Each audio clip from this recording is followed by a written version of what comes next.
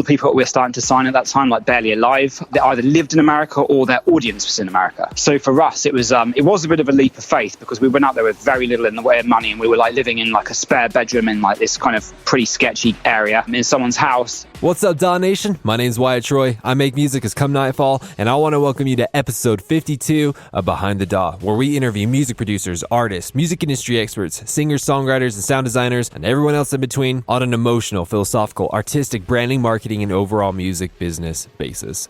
This is a companion podcast to our YouTube series In the Daw, where we invite music producers to come and dissect their songs in real time. We've recently had people like Delta Heavy, Kashmir, AU5, Kuro, Tynan, Culprit, Set the Sky, Quicks, a whole bunch of other people. So make sure to go check that out. For the next little while, you can find In the Daw on Multiplier's YouTube channel, but after June 26, 2019, we are making the official move over to the Daw Nation YouTube channel. So head on over to there and subscribe and hit the little notification bell so that you can get a little bing whenever we put out a new episode. But if you'd much rather listen to the In the Daw episodes, I have an option for you. That is the 0.5 episodes in this podcast. So for example, the last episode was episode 51.5, where we invited Biometrics to come and dissect his song No One. So if you'd much rather listen to it than watch it, dude, you're in the right freaking place. But again, if you want to watch it, head over to the Daw Nation YouTube channel. So Daw Nation, who are we interviewing today? Today we are interviewing Dodge and Fuski. And if you don't know who they are, shame on you. They're freaking hilarious. But just because someone is hilarious doesn't mean that they're worth listening to. So why are Dodge and Fuski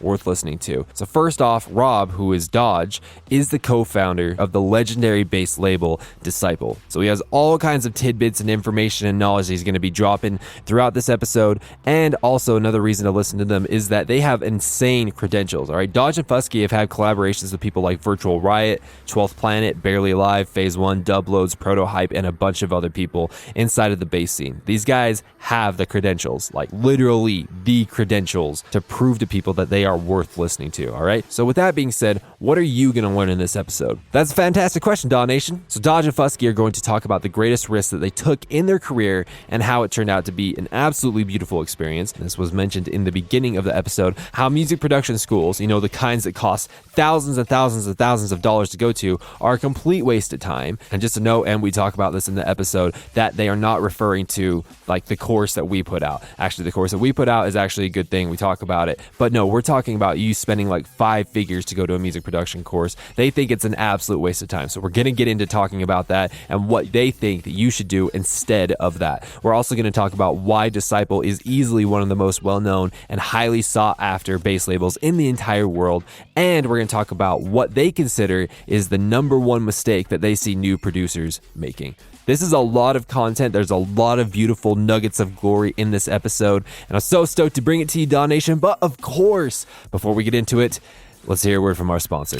Daw Nation, we are so close to releasing our updated version of the AU5 Ableton Sound Design course. The original course had over 5 hours of content, but this updated version, it has over 20 hours of content. This course not only teaches you how to do absolutely insane sound design using basic tools, but we are also including all the effects racks, instrument racks, project files, and you also get access to an unbelievable amount of bonus material. In fact, some of the bonus material includes a mini AU5 course where he shows you how he created specific sounds in some of his most famous songs. You also get access to a Max for Live course where I show you some of the craziest sound design Max for Live devices. We also have a third-party plugin course where AU5 and I show our favorite third-party sound design plugins and how to use them. There is also a Whip Masterclass where AU5 sits down and creates an entire song, beginning to end, from scratch. And finally, there is an AU5 walkthrough course where he walks through 3 previously released tracks, 1 unreleased track, 1 track from his new LP, and 2 tracks from his newest EP, Energize. The original price of the course before all the updates was $147. So we've been playing around with the idea of a subscription model. You can have access to everything for only $47 a month. You can cancel anytime, there's no long-term commitments, so that you can keep the course as long as you need, but when you're done, you're done. That's it. So Daw Nation, again, at this point, we are just playing around with the idea of the subscription model. But if you are interested, please let us know down in the comments wherever you are. So Daw Nation, keep your eyes peeled for the update of the AU5 Ableton Sound Design course. But until then, let's get into this week's interview.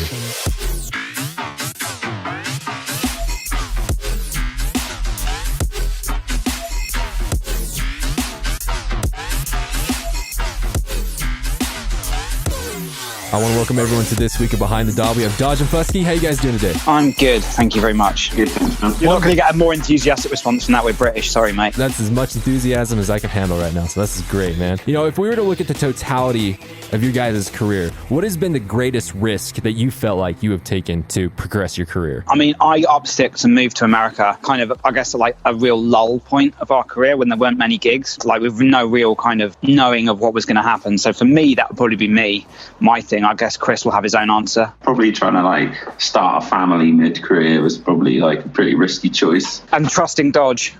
And trusting Dodge. That's probably quite a risky move as well. Do you feel like starting a family has aided your career? Absolutely, yeah. Tell me more. Why so? All the cliches that go along with starting a family, like for some people, I just think it really like grounds them a lot and sort of it takes the focus away from the individual, and like you have to become like, well, you don't have to, but I think it's a good idea to become quite selfless as a parent. And like, I think the skills that you learn through doing that are very useful in dealing with other people and like approaching a career with like a level head. Do you know what I mean? So like, I think that's definitely like made a big difference for me. Like I was able to sort of reapproach the way I do work and stuff like that with more of a sort of focus and level headedness, I guess. Yeah, I completely agree. I'm a parent as well. I have a family wife. We've been married for 4 years, have 2 kids. So I completely understand what you're saying. I want to come back to this concept here in a second, but I wanted to focus on what you were saying, Rob, about you moving to America. So why do you feel like moving to America was such a beautiful thing for your career? Is there just more musical opportunities where you moved to, or what do you think? Perhaps not the words I would use, but it was an absolute no-brainer really for what we had to do. The earlier days of the dubstep kind of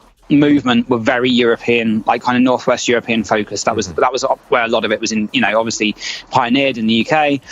It changed very, very quickly around sort of like the early 2010s and kind of, I guess, changed really beyond kind of recognition within a few years, which is where the American kind of influence and explosion of kind of audience came from in the US, with the changing sound and also, I guess, with the much higher fees in America because of various reasons, like, cultural norms, for example, coming from a background of, rock music and hip hop concerts compared to coming from a background of raves and free parties where people are willing to pay a lot less for tickets. All of these kind of things combined into a big melting pot. The gigs in Europe, a lot of people started losing money. A lot of people stopped going to them because they didn't like the music because it had changed so much, all this kind of stuff. And a lot of stuff added up, which I won't go on for hours about explaining, but a lot of stuff added together that basically the scene as it was kind of collapsed within a year, mostly. It still exists. It does exist. Like, there's still gigs in France is still, there's gigs out there. For the older kind of like original dubstep sound, there is still an underground scene for it.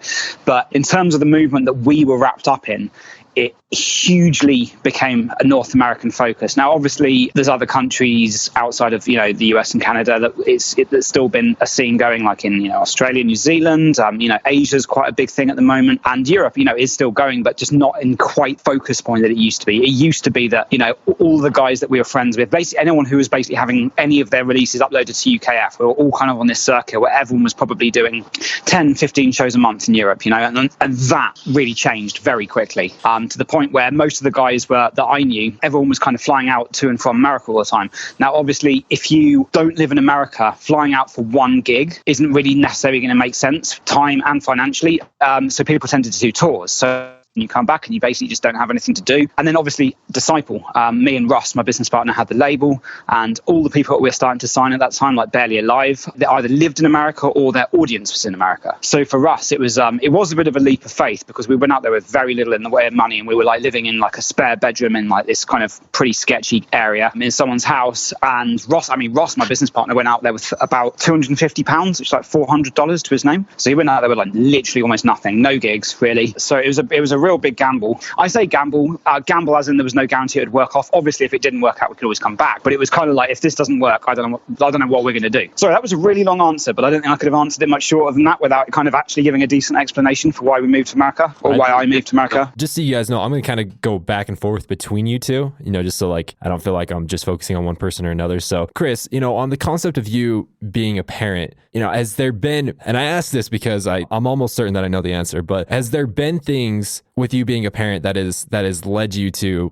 not being able to take certain opportunities that you wish you could have taken being in the music industry? Yes and no. I mean, Not particularly, just because the very nature of the work that we do, and it having been the only work I've really known, it always had time. The reason I figured that having children would work is because as you're self-employed in the business we're in, or at least I am, and just as like a producer and a DJ, you know, there is a level of flexibility within that. I wouldn't say there's been anything, let's put it this way, I don't think there's anything I've regretted turning down because hadn't had the time or whatever, you know, like I've always been able to make it work, and I'm lucky in that, you know, my partner who I've had the children with, like, she's very understanding, and like we've always been good at compromise. So I think there's always been a level of like being able to just make stuff work. So I haven't actually really found that I've ever had to turn stuff down or whatever, if that's what you're getting at. Like, it's not really been a problem, honestly. I'm really glad to hear that, and that is the answer that I usually get from people who are doing great things in the industry when they have kids. I remember when I was, you know, just barely starting out, I had the chance to go meet Seven Lions, but I had to turn it down because not very many people know this part of the story. They just know that I turned it down. The reason I turned it down is because my son was being born. I was like, you know, like in that case, like, do you regret not meeting him? I'm like, no, dude, I'd much rather meet my son than Seven Lions. I totally get what you're saying, and I'm really glad you have that attitude, because there are some people I've talked to that are bitter about it, and that's so unfortunate. That is completely unfortunate. Two beautiful things. Like, I got the sort of the dream job I always wanted since as early as I realized that was a thing, and I've also got a nice happy family. So I genuinely, it's cheesy as well, like I genuinely feel blessed to have the sort of be in the place I'm at with it all, you know? Oh, that's fantastic, man. So Rob, back over to you. Concerning, you know, like everything that you and Rossi have been doing with Disciple, like, it's freaking amazing. You guys are killing it. Almost every single person that I teach private lessons to, one of their dreams is to be on Disciple, especially with all the tutorials that you're doing on your guys' channel. I think that is fantastic. Let's talk about Disciple. I mean, like, why do you think you guys have been having so much success? I mean, why are you guys rising above everyone else, so to say? Well, I think it mostly comes down to the acts that we signed, really. I mean, a label is only the acts that you have on it. I mean, obviously, it's what you do with it as well. Like, the staff that we have are all great, you know, in terms of just really being on the ball, done properly. You know, it's amazing. I mean, I've signed to various labels over the years with different acts, different projects, and there's a huge range of really how good a job people do with covering the basics. So I think, you know, there's obviously two sides to it. So on the artist side, you know, we have incredible acts like, you know, Ross has a great ear for hearing talent early on as well. You know, like Barely Alive, I think they had like 50 SoundCloud followers when Ross took them on for management. Then obviously we've got people like Virtual Riot, who is, you know, indisputably now probably the biggest rising to the top act at the moment, I guess, really. You know, the person who has the most trajectory out of pretty much anybody in dubstep. I'm too many to name. Like, you know, if I start naming people, I'm going to end up leaving people out. So it's just better just to say everybody, because it really is an amazing roster. But then on the team side as well, you know, everybody's just so on the ball, making sure that like the ball's never dropped. And then like all this stuff that we're doing as well with the video content is something that I'm really proud of, because that's what I spend a lot of my time doing, is me and our director of photography, a guy called Dieter, and some interns that we're taking on at the moment. And what we do is we really just it's not really about making extra money or revenue. If anything, it's actually the opposite of that. It's just adding value to the brand for the betterment of the long term of the label. So like you say, things like the tutorials, you know, things like, I don't know if you saw the Lamborghini video where we sampled Lamborghini and sent dubstep. That's kind of like, well, I've got about 50 other ideas written down that are like that, and we're just trying to actually make those side of the stuff more and more approachable to people that might not even be dubstep fans, without alienating dubstep fans at the same time. So I think the idea is to find a happy medium where it's a little bit like, I mean, there's too many saying, but you know, a lot of YouTube channels will be like, the focus is on entertainment, but they're still educational at the same time, but they might not be educational in the same way a tutorial is educational. Because the problem with the tutorial is it's very much focused 100% on education. It's not really intended as any kind of entertainment, which is fine. You know, like a lot of people really love that stuff, but there's lots and lots of other people out there who would benefit from the entertainment value of stuff that like you maybe learn a few things from, get some ideas from, but ultimately the main focus is on being fun. Yeah. And that was the Lambo video was the first one. But one of the bits of feedback we had on that is that the tutorial part was still, you know, the beginning was the fun bit, and then it still became very, very much a tutorial. So we're trying to work out ways where we can still make these videos educational, but make them feel a lot more like, you know, I mean, the obvious comparison is Top Gear. I mean, that's obviously where we've got a lot of the stylistic cues from. But yeah, you'll be seeing a lot more of that stuff this year. We're filming like kind of a few kind of like challenge, can you do this, can you do that type videos videos, trying to keep them as broad as possible and interesting for people that might not necessarily be like Disciple fans or even know who we are, but still be interesting to people who are at the same time. I mean, there's so many avenues to talk about, like I say, Ross, my business partner's kind of foresight in an A&R skills are huge. He manages a lot of the acts on the label as well. And then I guess the other thing as well would be the clothing. Another thing that I think is a really big part of Disciple is how we haven't really taken a merch approach to our clothing. It's much more clothing label approach to the clothing. In the long run, could end up being that ends up defining us even more than the label. I don't know. That's one of the things that we're hoping for at the moment, is to grow the clothing label beyond being just a label, not just being merch for Disciple fans. Chris, you're in the UK right now. Rob, you're in LA. Do you guys kind of feel like that you kind of got an advantage that way because you got one of you on one side of the world doing stuff there and another on the other side of the world? I mean, do you guys kind of leverage that in a way? Not really, to be honest. It's just as it is. But it's not really a disadvantage either, particularly for the way that we work. No, really, basically, like the only advantage is that if and when I do have a gig in the EU, I can just take it, But as Rob's already mentioned, basically the entire scene moved to North America anyway. So the vast majority of DJ work, at least, comes from that. So yeah, in terms of leveraging that separation, that's the only stuff that comes out of it. Really, is that if there is gigs that come in the EU, I can just take them as a no-brainer. It's more a situational thing. Than a deliberate strategy. Everything's really just sort of goes over the internet anyway now, so the location is somewhat irrelevant, really, for in terms of at the very least music production. So Rob, you got a lot of stuff going on with Disciple. Chris, you obviously got a lot of stuff going on with your family. Do you have any other things that you got going on, Chris, or is basically Dodge Fuski your main career focus? Yeah, pretty much. I mean, I've got a couple of other things in the works, which aren't really a place to be talking about right now. That's but okay. One of the main things that I can talk about that's in the works is another kid coming on. In about like 5 weeks or something. Oh so my we're just getting ready for another baby Fuski. Dude, that's amazing. So is that kid number 8 or where you at? Yeah, that's kid 15. Really? What number kid is it though? It will be our third. Dude, so we've got a little boy, 6-year-old boy, my daughter who's 3, Elvie, and then one more who'll be 0 quite soon. Oh man, that's amazing. So is this one going to be named Rob, or is that name out of the picture?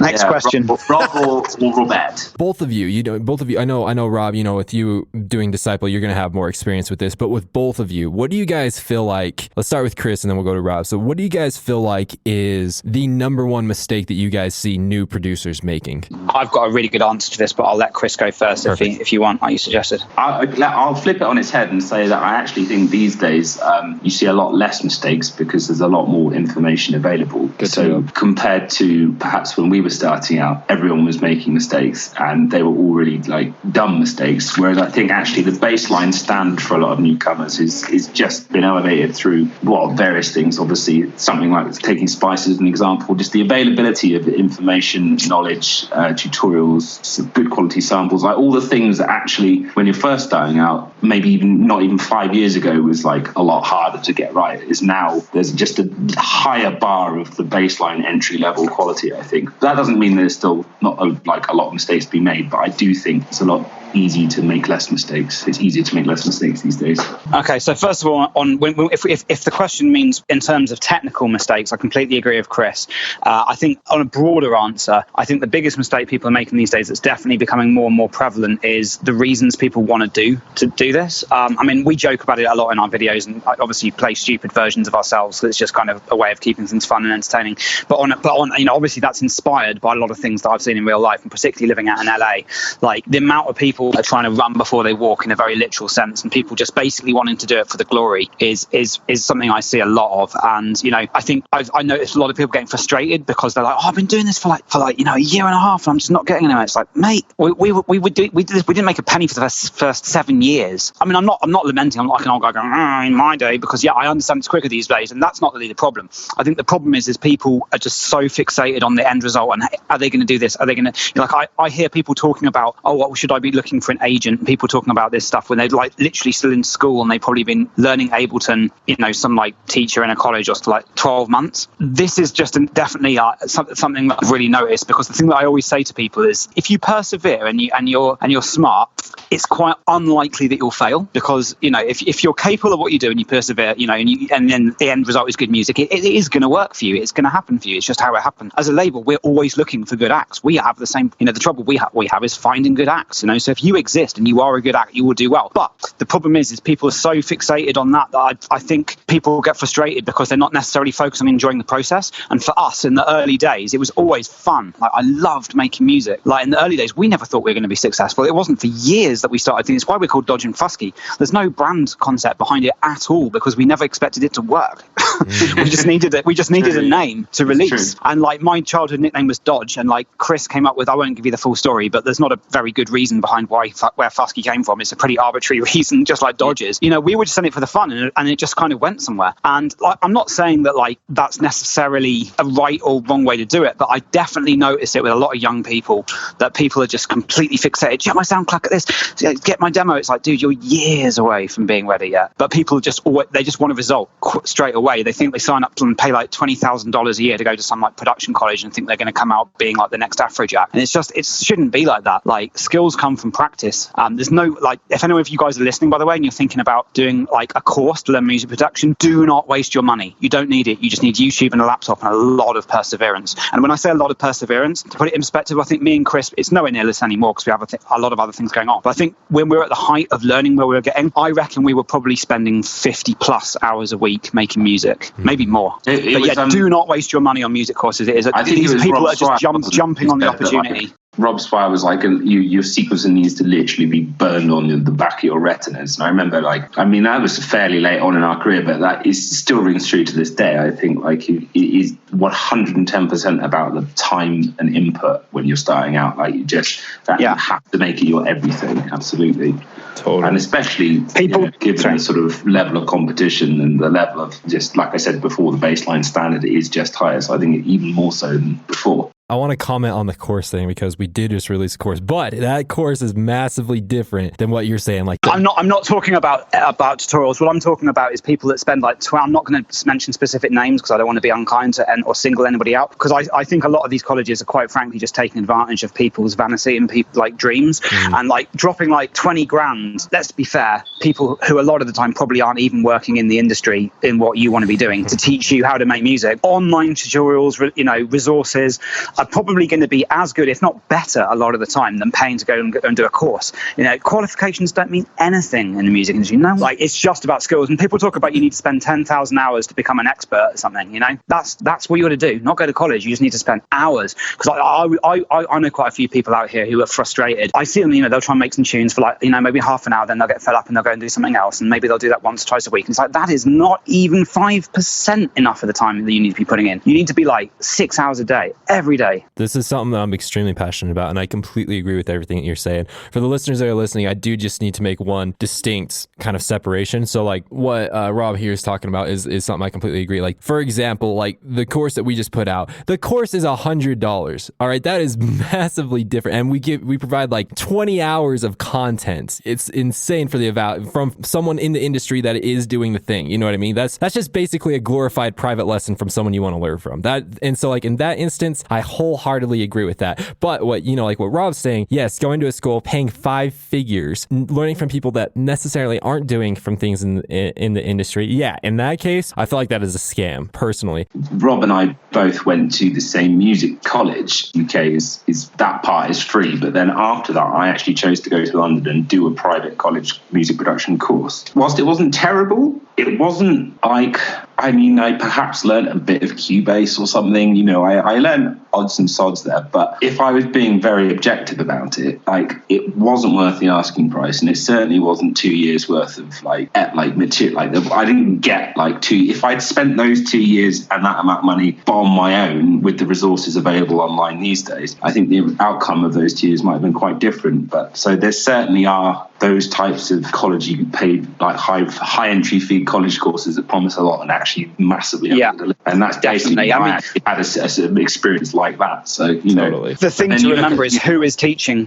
who is the teacher, what have they done to be qualified to teach you how to do this. I see it time and time again, man.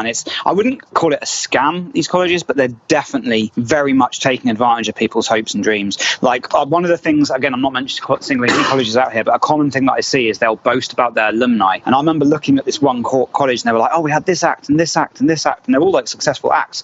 And then I looked at roughly how many students they have in a course, how many years they've been open, and I worked out their success rate is about 1%. Yep. If they're basing it on the alumni that they're listing on the website, I'm like, yeah, that is giving you a very distorted perception. You know, kind of, it's definitely for sure manipulating people's hopes and dreams. Like when realistically, like I think a combination perhaps of like one well-written, complete beginner's course online that maybe you pay for, and then topping it up for, you know, with like stuff like the tutorials we put out, you know, which like, none of our stuff is really intended as like, here's how you use Ableton and here's how you open a file. Like we don't really bother catering to that kind of starter level. Our stuff is much more like, here's a specific thing, here's an act telling you how they did something. It's meant to be 50% inspiration and 50% technical explanation. There's so many resources online. I'm pretty sure, like I won't get into too much detail because I don't want to spoil the video we're putting out, but very soon we're basically doing a video about building a production setup on a budget. Nice. And I firmly believe that for well under $1,000 you can build a completely capable production setup, buy all the sample packs or Splice subscription that you need, and buy some tutorials or a course online. No problem. I completely no more need to spend over $1,000. Don't get me wrong, I've spent a lot more than that, but you don't need to. Where do you guys foresee the future of bass music going? You with Disciple, you guys are kind of the face of it, especially with the acts that you have. I mean, where do you feel like it's going? I've got a good answer for this. So this is kind of a typical question that, like, and no offense at all here, but just being totally honest, that I kind of get really bored of hearing because I hear a lot of people asking it all the time and has been for years. But this, I can only relate this into things that have happened in Europe as a comparison, because obviously electronic music, I mean, was born in America. It was born in Chicago, really, you know, house music and people like Marshall Jefferson and stuff like this. But like in terms of its wide scale adoption, it was always a European thing, really, in terms of wide scale adoption. It was only really the bass music thing that has taken America by storm to the size that it has today. You know, these huge, like, you know, for example, Excision's festival, it's like gigantic and basically just bass music. It's unbelievable. It's like the size of Glastonbury in the UK pretty much. But anyway, so what we see happen in Europe, where it's a much more matured kind of widespread market, being careful with my words here because I'm in no way trying to insinuate that this is a new thing to anyone, but like in terms of widespread adoption, you see genres like kind of house music, garage and drum and bass, which have been around for a long time. They've got their audience, they've got their fans. The whole thing's quite similar. People, like, new kind of trends come and go, but in terms of like where is the scene going, it's not really like that. And in America, I think it was, you know, particularly people like Skrillex, who was hugely responsible for revolutionizing popularity of electronic music in America beyond just kind of, you know, Vegas bottle service type scene. It was really, it'd be like dubstep in the way that most of us will think about it today, especially in American context, is very much America's kind of take on dance music. And then we had like trap come out of that, which was very much, you know, electronic version of hip hop that kind of, you know, similar. I remember listening to old tunes like, you know, Southern hip hop like 10 years ago that kind of sounded like trap, but just with different sound design. And that kind of came and went. And what we've really been seeing is more and more stability, particularly in dubstep in America. Consistency.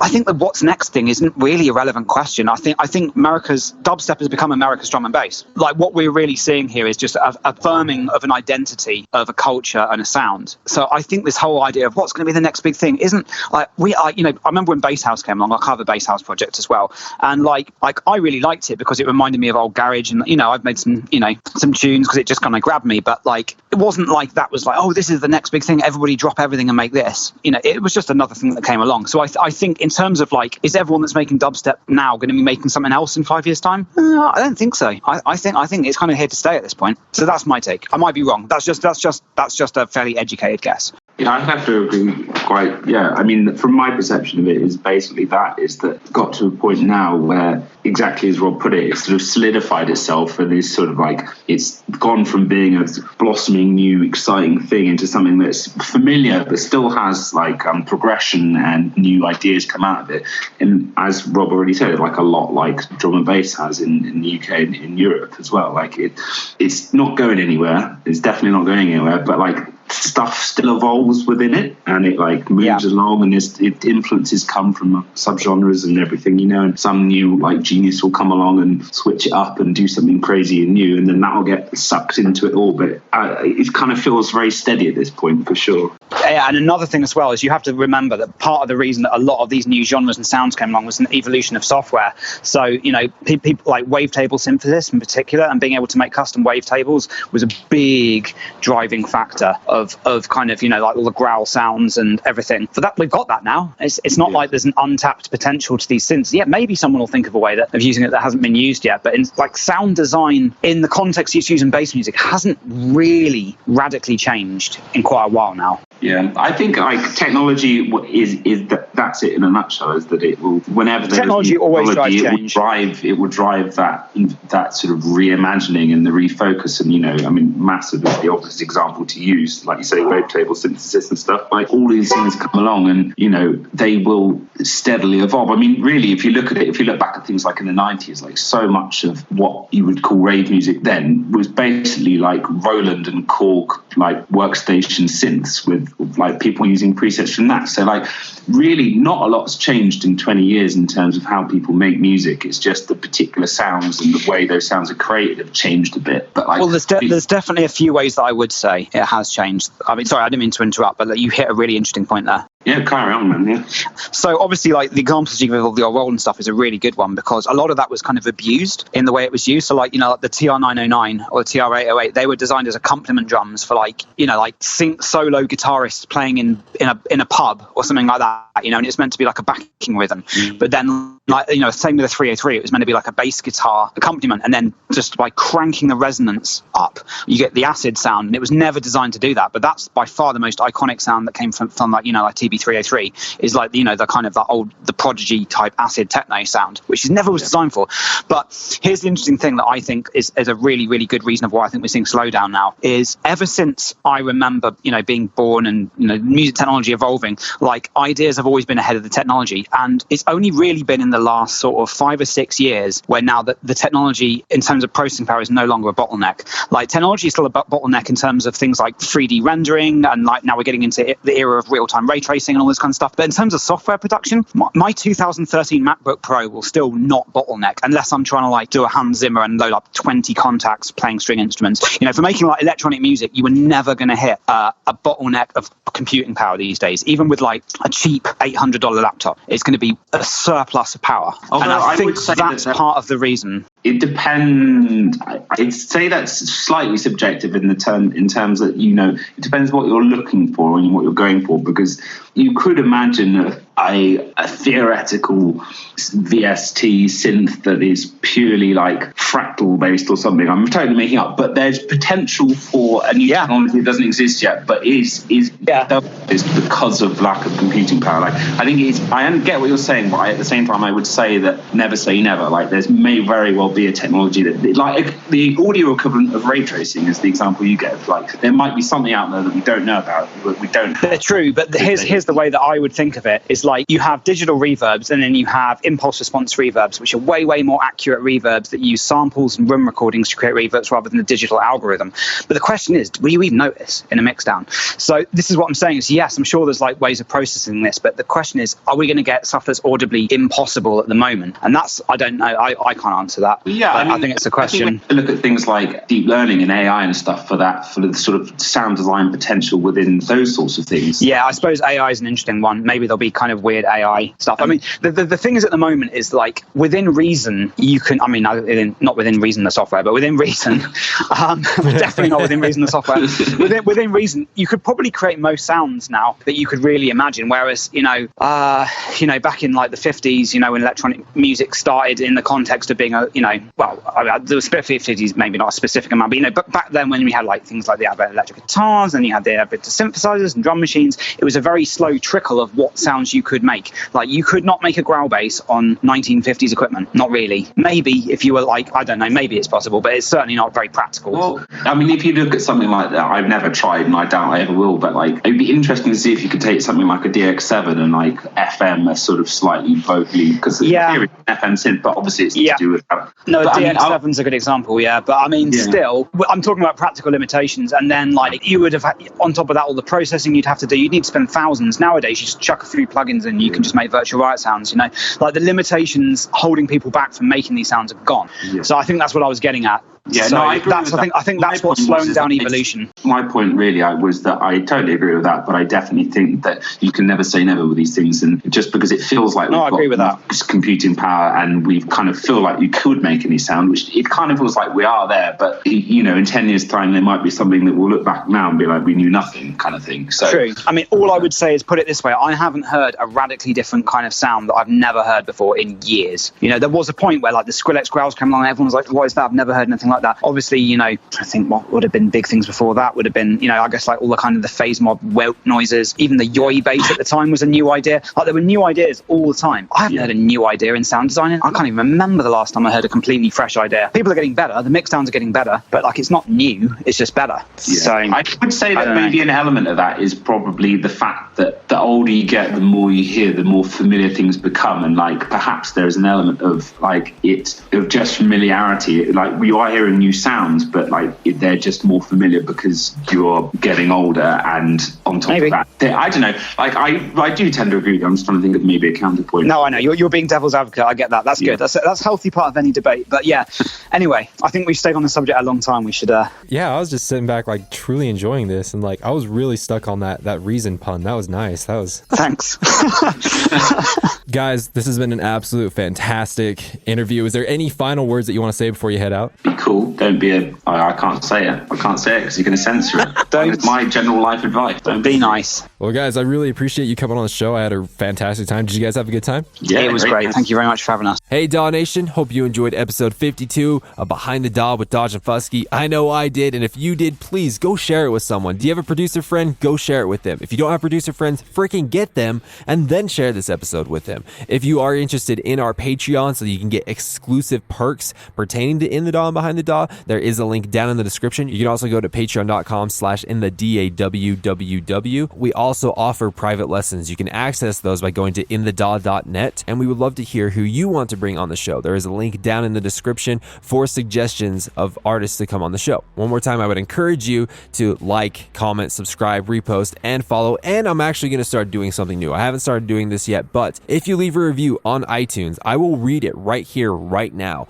and talk about it. It can literally be a 1-star review telling me how crap it is. It could be a 5-star review saying how amazing it is. It was whatever you want. I'd be happy to read it. I'd happy to take the feedback and make the show even better, because we at In the Daw and Behind the Daw truly just want to make this the best podcast for you, Daw Nation. Finally, I would highly encourage you to check out the last episode of Behind the Daw. That was with Julian Calor. We talk about Julian Calor's technique on how to create so much music. We talk about making multiple types of music underneath one brand, and how Julian Calor's purpose is to give everyone the feeling that it's not only okay to be different, but it's the best thing in the world. So there is a link in the description for that, or you can just on your podcast app, wherever you're at, you can actually just go down to the next episode and listen to it. Again, you can listen to this episode. If you didn't know, you can listen to it anywhere you want. So if you're listening to this on SoundCloud right now, realize you do not have to. You can go anywhere you want. You can listen to it on Spotify, iTunes, Google Play, Deezer, YouTube. You can listen to it in a whole slew of places. So feel free to listen to it on your favorite platform. And my final call to action for you, Daw Nation, is if you enjoyed this episode, if you really did, I want you to take a screenshot of you listening to this podcast, and I want you to put it in your Instagram stories, and I want you to tag me. I will repost it instantly, and I will reply to you. So Daw Nation, I hope you enjoy this episode. I hope you have a great day, and we'll catch you on the next episode.